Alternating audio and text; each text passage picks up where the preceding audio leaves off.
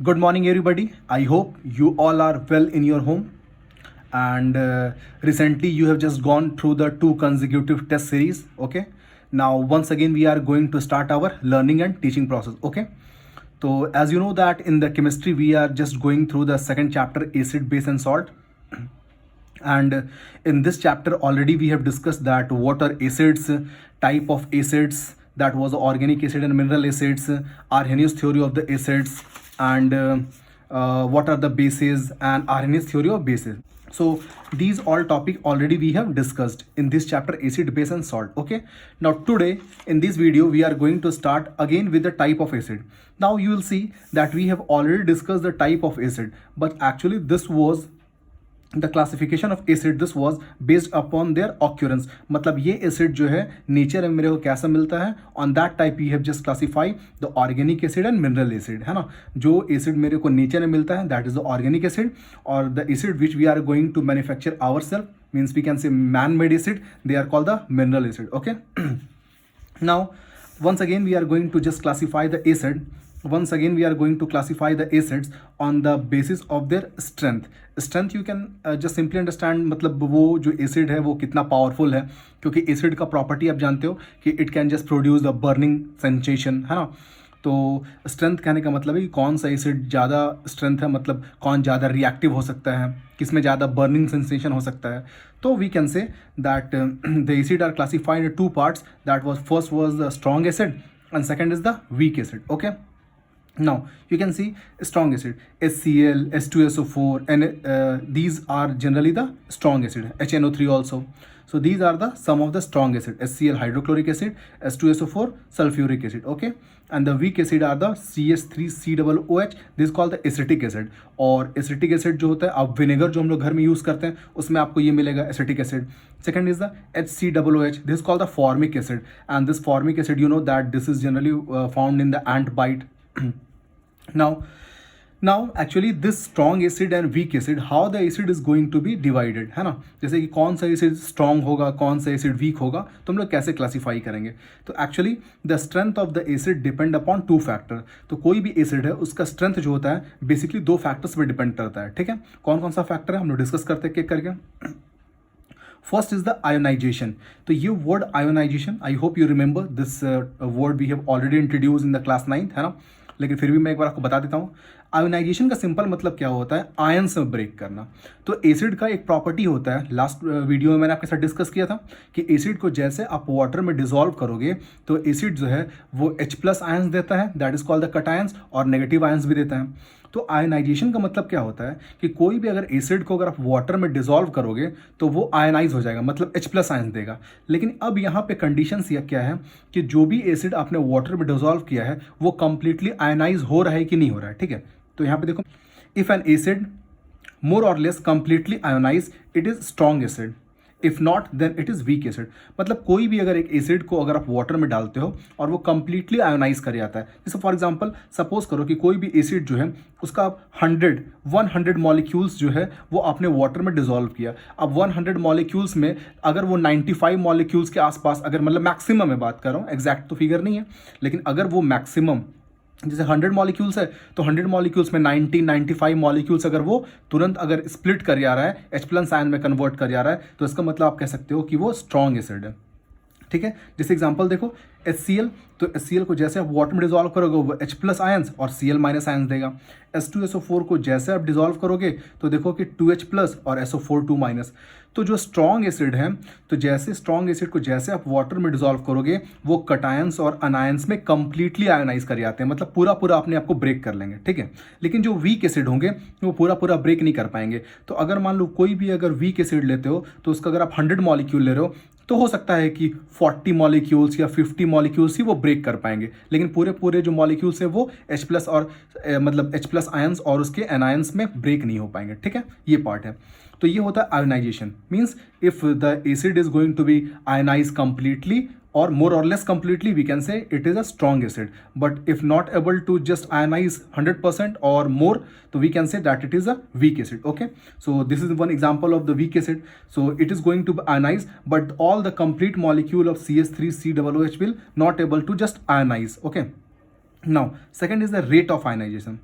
तो second property को समझो, रेट ऑफ आयनाइजेशन।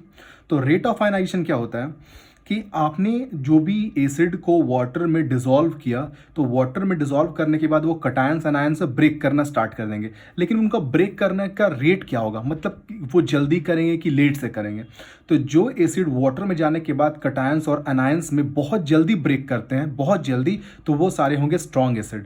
देखो, if the rate of ionization of acid is high, it is strong acid. i.e. if acid dislocate to give the H plus ion at fast rate and vice versa. तो इसका मतलब ये हुआ कि कोई भी जो एसिड है, अगर वो जैसे वाटर में जाता है, जो जैसे वो अगर वाटर में जाता है, तो आप देखोगे कि वो कंप्लीटली अगर आयोनाइज कर जाता है और बहुत फास्ट आयोनाइज करता है, मतलब बहुत जल्दी वो H प्लस आयंस आपको देना स्टार्ट करता है, तो वो सारे आपके होंगे स्ट्रॉन्ग एसिड। और अगर वो धीरे धीरे करके ब्रेक करके वो H प्लस आयन देता है, तो वो होंगे वीक एसिड। ठीक है, तो ये दो इंपॉर्टेंट फैक्टर है। First one is the ionization, second is the rate of ionization. ठीक है, आयोनाइजेशन मतलब मैंने बताया था कि वो कंप्लीटली आयोनाइज कर रहा है कि नहीं, और रेट ऑफ आयोनाइजेशन में मतलब वो कितना जल्दी आपको आयोनाइज होकर H प्लस आयन दे रहा है। Okay, now the next topic, indicators. ठीक है, देखो, these are the substances that is used to identify the nature of other substances, i.e. it is acidic, basic और neutral। ठीक है, तो इंडिकेटर बहुत ही सिंपल है। तो यहाँ पे एसिड, बेस एंड सॉल्ट में इंडिकेटर्स का मतलब क्या हुआ कि इंडिकेटर एक ऐसा सब्सटेंस होता है जिसकी हेल्प से हम लोग चेक करते हैं कि कोई भी जो एक गिवन सब्सटेंस है उसका नेचर क्या है। तो नेचर के बारे में जब भी मैं बोलूँगा, तो नेचर का मतलब होता है कि एसिडिक, बेसिक या फिर न्यूट्रल। तो कोई भी सब्सटेंस जो होगा वो एसिडिक होगा कि बेसिक होगा कि न्यूट्रल होगा, इसको आइडेंटिफाई करने के लिए जो हम लोग सब्सटेंस यूज़ करते हैं उसको हम लोग बोलते हैं इंडिकेटर्स। ठीक है, तो सबसे पहला इंडिकेटर्स जो आप लोग जानते हो, this is called the litmus paper. तो लिथमस पेपर जो होता है बेसिकली दो टाइप का होता है, एक रेड लिथमस और एक ब्लू लिथमस। रेड लिथमस और ब्लू लिथमस। ठीक है, तो ये रेड और ब्लू इसलिए क्योंकि इसका कलर जो होता है वो रेड लिथमस का रेड कलर होता है और ब्लू लिथमस का बिल्कुल ब्लू कलर का होता है। ठीक है, नाउ देखो, मेरे पास ये तीन अलग अलग सब्सटेंसेज हैं। इस फिगर को अच्छे से देखो, एसिड, बेस और न्यूट्रल। एसिड, बेस और न्यूट्रल, ये तीन अलग अलग सब्सटेंसेज हैं। ठीक है, मैं इसमें एक रेड लिथमस और एक ब्लू लिथमस डाला हूँ। ठीक है, तो आप देखो कि रेड लिथमस जैसे वो एसिड के अंदर गया, तो रेड लिथमस का जो कलर है वो बिल्कुल रेड से रेड ही है। लेकिन ब्लू लिथमस जैसे वो रेड गया, तो जितना पार्ट मैंने उसको डिप किया एसिड के अंदर, आप देखो कि वो बिल्कुल कन्वर्ट हो चुका है रेड में। तो इसका मतलब एसिड जो होते हैं वो ब्लू लिथमस का कलर को किस में कन्वर्ट करेंगे, रेड में, है ना। तो देखो, तो ब्लू लिथमस का कलर किस में चेंज हो जाएगा, रेड में। ठीक है, किस में, एसिडिक मीडियम में। ठीक है, अब बेसिस में देखो, तो बेसिस में भी मैंने एक रेड लिथमस और एक ब्लू लिथमस को उसमें डाला। ठीक है, तो जो बेस होगा, तो बेस में आप देख रहे हो कि रेड लिथमस जो आपने डाला था, जो कि इस सॉल्यूशन के अंदर है, उसका कलर कैसा हो चुका है, ब्लू। लेकिन ब्लू का कलर ऑलरेडी जो ब्लू में था वो ब्लू में ही है। तो इसका मतलब ये हुआ कि bases are the substance which convert the red litmus to blue. ठीक है, अब देखो थर्ड ये न्यूट्रल। तो आप देख सकते हो न्यूट्रल में क्या है कि जो आपने रेड लिथमस को डाला है और ब्लू लिथमस को डाला है, तो सॉल्यूशन के अंदर दोनों का जो कलर है आप देख सकते हो, रेड कंटिन्यू रेड है और ब्लू जो है वो आपको ब्लू में है, ब्लू जो है वो ब्लू में कंटिन्यू है। तो इसका मतलब जो न्यूट्रल सब्सटेंसेस होते हैं उसमें रेड लिथमस और ब्लू लिथमस का जो कलर है वो बिल्कुल चेंज नहीं करता है, वो बिल्कुल सेम रहता है। रेड कंटिन्यू रेड में रहेगा और ब्लू कंटिन्यू ब्लू में रहेगा। ठीक है, तो मैं आपको दिखाता हूँ।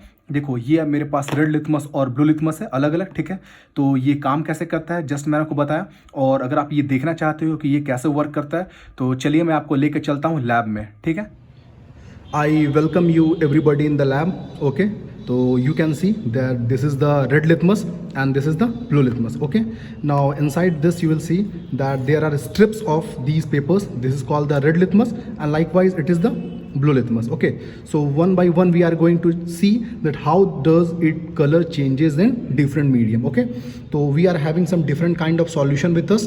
As you can see that it is the HCl, hydrochloric acid. Okay, so I'm just going to take it out in one of the container. So this is the HCl I have taken out in one container. Okay, and now the other chemical is the NaOH. NaOH, you know that this is the sodium hydroxide, one of the very strong base, and actually this is found in the solid form. So we have to just make its solution. So I'm just taking out few parts of this one. See, so I've taken out. This is in the form of solid form. Now what I'm going to do, I'm going to make a solution by adding some water in this one. Okay, so I have just added water in this one.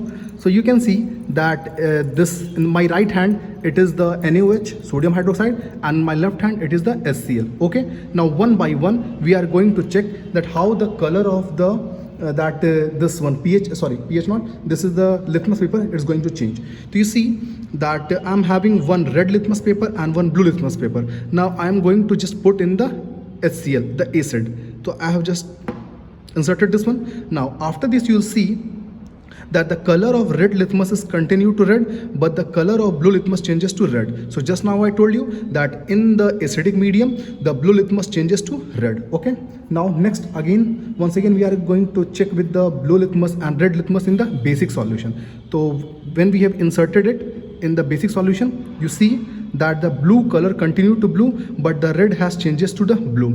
So we can say that in the basic medium the red color of the litmus changes to blue in color. Okay, now I wanted to show you in the neutral solution also. This is the water, that the fresh water, tap water I have taken. Okay, now I am going to just put one red litmus and blue litmus in this one. So I am just going to put red litmus and blue litmus in this. Now you see that in the case of the neutral solution, the color of blue litmus remain blue and the color of red litmus changes to continue to red only. So what we conclude, that if the color of blue litmus changes to red, it is acidic. If the color of red litmus changes to blue, it is basic.